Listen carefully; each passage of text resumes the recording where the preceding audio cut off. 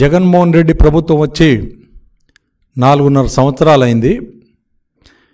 ఈ 4.5 సంవత్సరాల్లో ఒక ఎజెండా పెట్టుకొని గిరిజనుల మీద కక్ష సాధింపుతోనే ఈయన పాలన సాగుతూ ఉంది.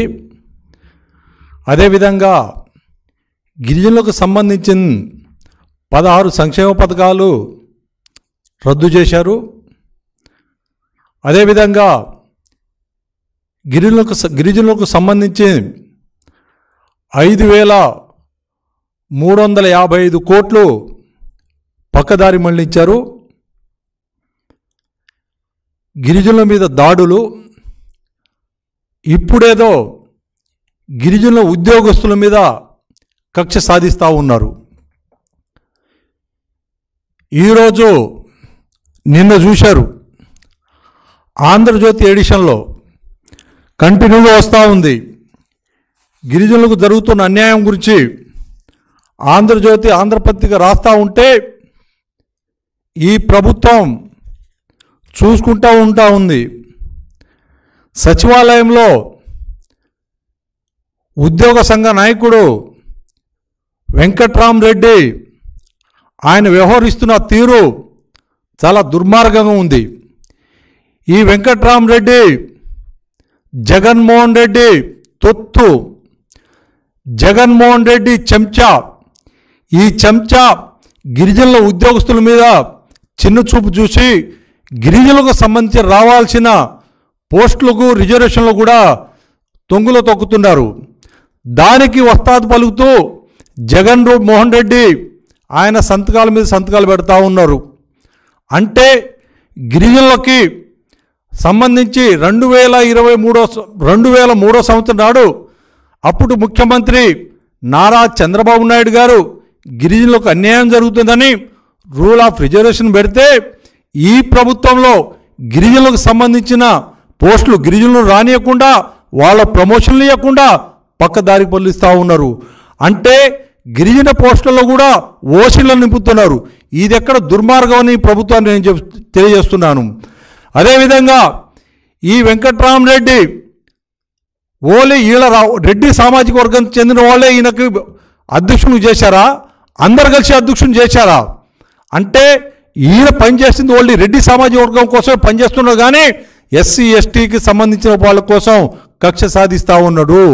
దీనికి జగన్మోహన్ రెడ్డి వస్తాదు పలుకుతూ ఉన్నారు. అదేవిధంగా ఈరోజు ఈ ప్రభుత్వంలో గిరిజనులకు జరుగుతున్న అన్యాయం అంతా ఇంత కాదు. రాగానే గిరిజన మహిళ మన మంత్రిబాయిని ఒక శ్రీనివాసరెడ్డి అనే క్యాండిడేట్, వైసీపీ క్యాండిడేట్ ట్రాక్టర్తో తొక్కిచ్చి హత్య చేశారు. ఆ రోజు కూడా ఈ ప్రభుత్వం ఏం మాట్లాడలేదు. అదేవిధంగా గిరిజనుల యువకుడు నవీన్ని ఒంగోలులో నోట్లో మూత్రం పోసి వివక్ష రహితంగా కొడితే నెల తర్వాత తూతు మంత్రంగా కేసు పెట్టారు. మొన్న 2 నెలల క్రితం కృష్ణా జిల్లా మోపిదేవి మండలంలో కే కొత్తపాలెం గ్రామంలో 3 గిరిజన యానాది మహిళలను దారుణంగా కొట్టారు వైసీపీ వాళ్ళు. ఆ రోజు కూడా ఏం మాట్లాడలేదు. అంటే వీళ్ళు ఒక ఎజెండాగా పెట్టుకొని ఈ ప్రభుత్వం గిరిజనుల మీద కక్ష సాధిస్తూ ఉంది. దీన్ని బట్టి మనం అర్థం అవుతుందంటే ఈ రెడ్డి సామాజిక వర్గానికి చెందిన వారుకి గిరిజనులు పట్టరు. మొన్న మీరు చూశారు, శ్రీశైలం ఒక చెంచు సామాజిక వర్గానికి చెందిన మారుమూల ఐటీడీఏ. ఆ ఐటీడీఏకి 2019 నుంచి ఈరోజు దాకా పిఓగా రవీంద్రారెడ్డి. అదేవిధంగా రెండో పోస్టు వచ్చేసరికి కీలక పోస్టు ఎగ్జిక్యూటివ్ ఇంజనీర్ పోస్టు. ఆ పోస్టు కూడా లతారెడ్డి. వీళ్ళిద్దరూ డిప్యుటేషన్ మీద వచ్చి గిరిజనులకి అన్యాయం చేస్తూ ఉన్నారు. రవీంద్రారెడ్డి ఒక మామూలు లెక్చరర్, అలాంటి లెక్చరర్ని డిప్యుటేషన్ తీసుకొచ్చి పిఓ పోస్ట్ వేశారు. అంటే ఈ ప్రభుత్వంలో అభివృద్ధి కూడా బాగా నోచుకోకుండా పోయింది. అభివృద్ధి చేద్దామన్న ఆలోచన కూడా ఈ దుర్మార్గ ప్రభుత్వానికి లేదు. ఉన్న 16 సంక్షేమ పథకాలు తీసుకోకుండా అదేవిధంగా ఈరోజు గిరిజన నిరుద్యోగులాగానే ఉన్నారు. గిరిజన నిరుద్యోగి ఏం చేయాలో తోచక చాలామంది వలసకెళ్ళిపోతున్నారు. చాలామంది వాళ్ళు గంజాయి సాగు చేసుకోమంటున్నారు ఈ ప్రభుత్వం గిరిజనులకి. ఈ ప్రభుత్వం గిరిజనుల మీద కనీసం కనుకరణం కూడా లేదు. గత ప్రభుత్వంలో 500 జనాభా గల తండాల గూడాలకు ప్రత్యేక పంచాయతీ చేస్తే ఆ తండాలకు గూడాలకు ఈ ప్రభుత్వం నిధులు ఆపేశారు. అంటే ఈ ప్రభుత్వం ఒక కక్షపూరితంగా వ్యవహరిస్తూ ఉన్నది. పాదయాత్రప్పుడు నా ఎస్సీలు నా ఎస్టీలు మా వాళ్ళు అన్నారు, కానీ ఇవాళ ఎక్కడికి పోయారా అనుకుంటున్నాం. అదేవిధంగా ఈ బ్యాక్లాగ్ పోస్టులు భర్తీ చేస్తామన్నారు, ఆ బ్యాక్లాగ్ పోస్టులు ఊసే లేకుండా పోయింది. ఈ రాష్ట్రానికి సంబంధించిన ఉప ముఖ్యమంత్రి రాజన్న దొర ఉన్నారు. ఆ రాజన్న దొర ఓలి విజయనగరం జిల్లా సాలూరు కాన్స్టిట్యున్సీకే పరిమితమయ్యారు. కానీ ఆయన రాష్ట్రంలో కానీ ఎక్కడ ఐటీడీఏలో ఒక రివ్యూ చేద్దామన్నా గిరిజనులకు జరుగుతున్న అన్యాయం గురించి ఒక్కరోజు కూడా మాట్లాడటం లేదు. ఇది ఎక్కడ దుర్మార్గం అని చెబుతున్నాం. ఏజెన్సీలలో ఉపాధ్యాయ నియామకాలకు సంబంధించిన జీవో నెంబర్ 3, ఈ జీవో నెంబర్ 3ని సుప్రీంకోర్టు కొట్టేస్తే ఇతర రాష్ట్రాల వాళ్ళు అప్పీల్కి వెళ్తే ఈ రాష్ట్రానికి సంబంధించిన వాళ్ళు కనీసం అప్పీల్ కూడా పోకపోవడం దుర్మార్గం. దీన్ని బట్టి తెలుస్తుంది గిరిజనులు అంటే ఈ ప్రభుత్వానికి ఎంత మంచి అభిప్రాయం ఉందో అర్థమవుతా ఉందని కోరుచున్నాము. ఒక పక్క గిరిజనుల మీద దాడులు చేస్తా, ఒక పిల్లగా వాళ్ళ అభివృద్ధిని కుంటపడుతూ ఉండరు. ఇవాళ గిరిజన గ్రామాలలో రోడ్డు అయితే అధ్వానంగా ఉంది. ఈ ప్రభుత్వంలో ఒక్కటంటే 1 కిలోమీటర్ కూడా సీసీ రోడ్డు వేసిన పాపను పోలేదు. గిరిజన నిధులు పక్కదారి బలిస్తూ ఉన్నాయి, దాని గురించి మాట్లాడరు. అదేవిధంగా కేంద్రం నుంచి వచ్చే NSTFDC స్కీమ్ డబ్బులకు సంబంధించింది అవి కూడా పక్కదారి మళ్ళుస్తూ ఉన్నారు. ఈ ప్రభుత్వంలో వచ్చిన తర్వాత ఒక్కటంటే 1 ఇన్నోవా బండ్లు కానీ బొలెరో బండ్లు కానీ ఆటోలు కానీ రిక్షాలు కానీ వాళ్ళకి నిరుద్యోగులు ఆదుకోవాలనే ఆలోచన ఈ ప్రభుత్వానికి లేదు. గిరిజనులు నిరుద్యోగులనే ఉన్నారు. కానీ వీళ్ళకు చూస్తూ ఉంటే ఈ దుర్మార్గ ప్రభుత్వం ఎప్పుడు పోతుందా అని ఇవాళ ప్రజలు అసహించుకునే పరిస్థితి ఉన్నారు. ఉన్న స్కీమ్లు మొత్తం తీసేశారు.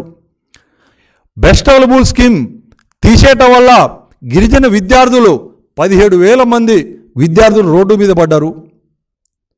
వాళ్ళు చదువుకు దూరం అయ్యారు. గత ప్రభుత్వంలో గిరిపుత్రిక సంబంధించి 50,000 రూపాయలు ఇస్తే ఈ ప్రభుత్వం ఊసే లేకుండా పోయింది. అది కూడా చదువుకునేటోళ్ళకే ఇస్తామంటున్నారు. అంటే ఇవ్వటం చేతగాక ఇలాంటి సాకులు చెప్తా ఉంది ఈ ప్రభుత్వం. జగన్మోహన్ రెడ్డి ప్రభుత్వం ఒక ఎజెండా పెట్టుకొని గిరిజనుల మీద నానా హింసలు పెడతా ఉన్నారు. ఈ హింసకు ప్రజలంతా గ్రహిస్తూ ఉన్నారు. ఎప్పుడు ఎలక్షన్ వస్తుందా అని ప్రభుత్వం చూస్తూ ఉన్నది. అదేవిధంగా మనం చూస్తూ ఉన్నాం గిరిజనుల పైన ఎటువంటి దాడులు జరుగుతూ ఉన్నాయో. అదేవిధంగా రోడ్లు చెప్పుకుంటూ పోతే అధ్వానంగా ఉన్నాయి. సంక్షేమం అనేది లేదు. ఇవాళ గిరిజన గురుకులాల్లో రిక్రూట్మెంటే లేదు.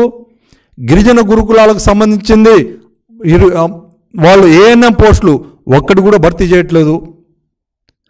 ఉన్న కాంట్రాక్ట్ వాళ్ళు తీసేస్తున్నారు కొంతమందికి. అదేవిధంగా వాళ్ళకి జీతాలకు నిలబడి ఇవ్వట్లేదు. ఇవాళ ఏజెన్సీలలో అవినీతి విచ్చలవిడిగా ఉంది. దాని గురించి పట్టించుకోవట్లేదు. ఈ ప్రభుత్వం ఏదైనా కానీ వాళ్ళ సామాజిక వర్గానికి పనిచేసుకోవటానికే విధంగా ఉంది, కానీ ఎటువంటి ఏ పని చేయడానికి లేదు. గత ప్రభుత్వం ఉన్నప్పుడు మాయ మాటలు చెప్పాడు జగన్మోహన్ రెడ్డి, నా ఎస్టీలు అని చెప్పారు, మీకు న్యాయం చేస్తానని చెప్పాడు. ఇవాళ ఈ జగన్మోహన్ రెడ్డికి సంబంధించి 805 కీలక పోస్టులలో ఓన్లీ ఒకే సామాజిక వర్గానికి కీలక పోస్టులు ఇచ్చి వాళ్ళకి న్యాయం చేశారు తప్ప ఎటువంటి న్యాయం జరగట్లేదు. పేదవాళ్ళు అనేటోళ్ళకి ఈ ప్రభుత్వంలో న్యాయం జరగట్లేదు అన్నాడు. నేను పేదవాడిని అంటారు జగన్మోహన్ రెడ్డి. ఎక్కడ పేదవాళ్ళు నెలకి ఇదే విధంగా ఇవాళ మామూలు గ్రామాలలో చూస్తే దారుణం ఉంది పరిస్థితి. జీతాలు ఇవ్వలేని పరిస్థితిలో ఉన్నారు. ఈ జగన్మోహన్ రెడ్డి పోవాలని కోరుచున్నారు. అదేవిధంగా 2022-2023కు సంబంధించిన DPC రివ్యూ మీటింగ్లో 10 ఏప్రిల్ 2023న జరిగింది. ఈ మీటింగ్ యొక్క సారాంశం 31 ఆగస్టు 2023లో లోపల అరేంజ్ అయిన పోస్టులతోనే భర్తీ చేయాలి. అదేవిధంగా సెప్టెంబర్ 2023 నుంచి అరేంజ్ అయిన పోస్టులకు భర్తీ చేయాలంటే మొదటగా క్వారీ ఫర్ వార్డు అయిన ఎస్టీ 6, పీడబ్ల్యూడి 2 పోస్టులకు తోనే భర్తీ చేయాలి. కానీ ఇక్కడికి సంబంధించింది ఈ ప్రభుత్వంలో ఈ సెక్రటరియట్ సచివాలయంలో అన్యాయం జరుగుతూ ఉంది. గిరిజనుల పోస్టు గిరిజనులకు ఇవ్వకుండా ఓసీలతోనే భర్తీ చేస్తూ ఉన్నారు. ఇక మీదట పద్ధతి మార్చుకోకపోతే ఈ ప్రభుత్వానికి మాత్రం ఏ రకంగా బుద్ధి చెప్పాలో ఆ రకంగా బుద్ధి చెప్తామని మేము హెచ్చరిస్తూ ఉన్నారు. గిరిజనుల ఉద్యోగులపైన ఎటువంటి దాడులు కానీ ఎటువంటి అన్యాయం జరిగినా కానీ మేము ఉపేక్షించే సహించబోమని ఈ ప్రభుత్వానికి హెచ్చరిస్తూ ఉన్నాను.